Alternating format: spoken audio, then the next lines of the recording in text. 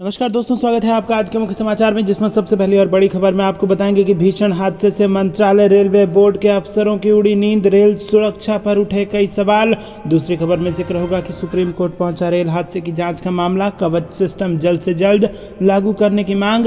तीसरी खबर में आपको बताएंगे कि पूर्व रेल मंत्री लालू प्रसाद ने पूछा, इतने बड़े रेल हादसे का दोषी कौन।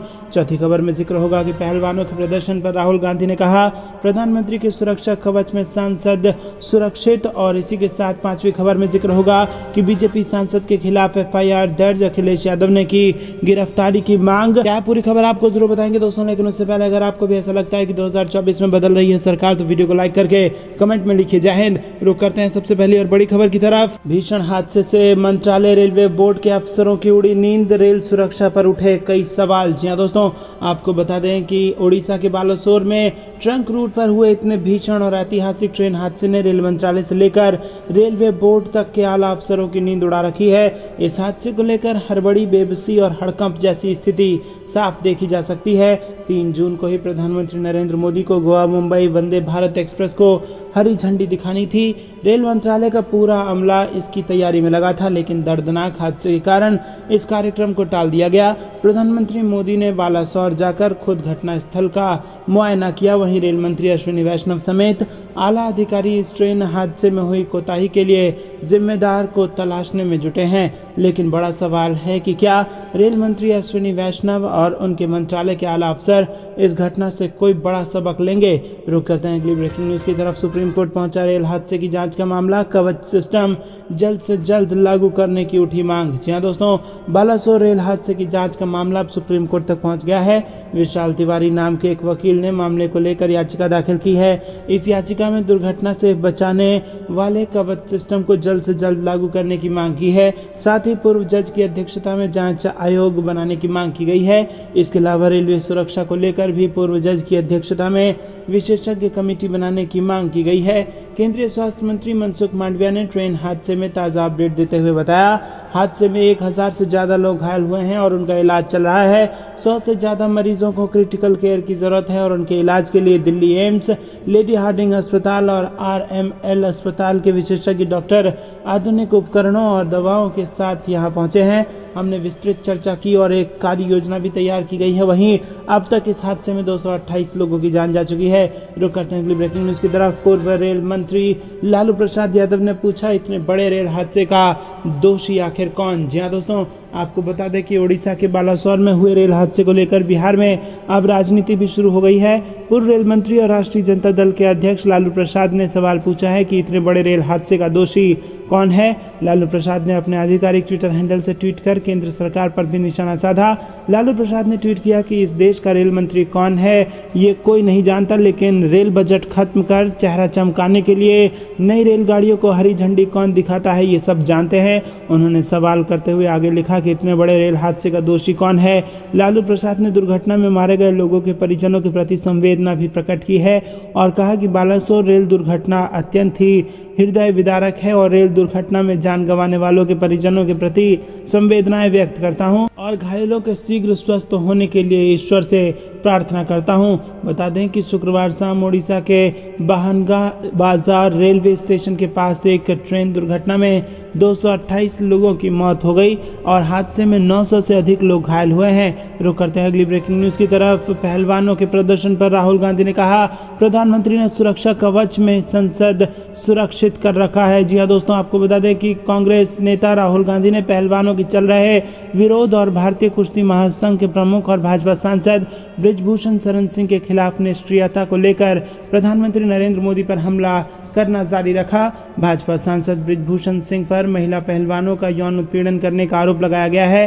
राहुल गांधी ने कहा है कि प्रधानमंत्री की सुरक्षा कवच में सांसद सुरक्षित हैं। उन्होंने ट्वीट कर कहा कि 25 अंतर्राष्ट्रीय पदक लाने वाली बेटियां सड़कों पर न्याय की गुहार लगा रही हैं। 2 FIR में यौन शोषण के 15 घिनौने आरोपों वाला सांसद प्रधानमंत्री की सुरक्षा कवच में महफूज है। बेटियों के इन हालात की जिम्मेदारी मोदी सरकार की है। रुक करते हैं अगली ब्रेकिंग न्यूज़ की तरफ। बीजेपी सांसद के खिलाफ FIR दर्ज, अखिलेश यादव ने की गिरफ्तारी की मांग। जी हाँ दोस्तों, यूपी की कन्नौज सीट से बीजेपी के सांसद सुब्रत पाठक और 6 बीजेपी कार्यकर्ताओं के खिलाफ मामला दर्ज किया गया है।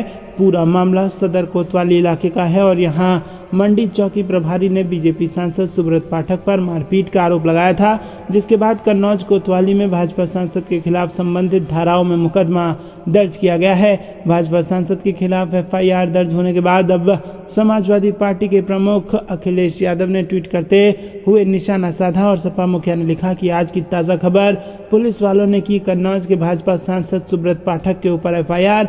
जनता पूछ रही है कब होंगे गिरफ्तार। इन भाजपाइयों से बचने के लिए पुलिस क्या बुलडोजर के पीछे छुपकर अपनी जान बचाए। दोस्तों रुक करते हैं अगली ब्रेकिंग न्यूज़ की तरफ। सीएम शिंदे गुट को जनता सिखाएगी सबक। संजय राउत ने विरोधियों को निशाने पर लेते हुए कहा, हमने नहीं मांगी किसी से सुरक्षा। जी हाँ दोस्तों, महाराष्ट्र के नासिक में भगवान श्री त्र्यंबकेश्वर का दर्शन करने के बाद पत्रकारों से बातचीत में शिवसेना नेता संजय राउत ने एक बार फिर बीजेपी और सीएम शिंदे गुट पर हमला बोला है। उन्होंने कहा है कि शिंदे गुट ने शिवसेना को धोखा देने का काम किया है और अब महाराष्ट्र की जनता आने वाले सभी चुनावों में विरोधियों को सबक सिखाने का काम करेगी।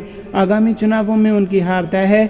शिवसेना सांसद संजय राउत ने 3 मई को नासिक में संवाददाताओं से बातचीत में कहा है कि सीएम एकनाथ शिंदे गुट को दूसरों को मारने के बजाय खुद को मारना चाहिए। सीएम शिंदे और उनके समर्थकों को नींद में भी लगता है कि लोग उस पर हमला कर रहे हैं। बागी गुट के लोग असली शिवसेना से डरे हुए हैं। उनके विद्रोह का असली शिवसेना पर कोई असर नहीं पड़ेगा। रुक करते हैं अगली ब्रेकिंग न्यूज़ की तरफ। क्या प्रधानमंत्री की छवि सुधारने में व्यस्त थे रेल मंत्री? हादसे पर सरकार से कांग्रेस के 9 सवाल। जी हाँ दोस्तों, कांग्रेस नेता रणदीप सुरजेवाला ने रविवार को पीएम मोदी से बालासोर ट्रेन हादसे को लेकर 9 सवाल पूछे हैं। सुरजेवाला ने अश्विनी वैष्णव के इस्तीफे की मांग की है और इस इंटरव्यू में उन्होंने रेल मंत्री से पूछा कि आखिर सिग्नल सिस्टम के बारे में दी गई चेतावनी पर उन्होंने लापरवाही क्यों दिखाई। अधिकारियों ने फरवरी में एक रिपोर्ट सौंपी थी जिसमें उन्होंने रेलवे को इंटरलॉकिंग विफलता को लेकर आगाह किया था। वहीं दोस्तों, एक ट्वीट में निशाना साधते हुए उन्होंने कहा कि अधिकारियों ने आगाह किया था कि अगर सिग्नल सिस्टम की निगरानी या उन्हें दुरुस्त नहीं किया गया तो इससे दुर्घटनाएं हो सकती हैं। बावजूद इसके रेल मंत्री और रेल मंत्रालय शांत क्यों रहा? उन्होंने क्यों लापरवाही दिखाई?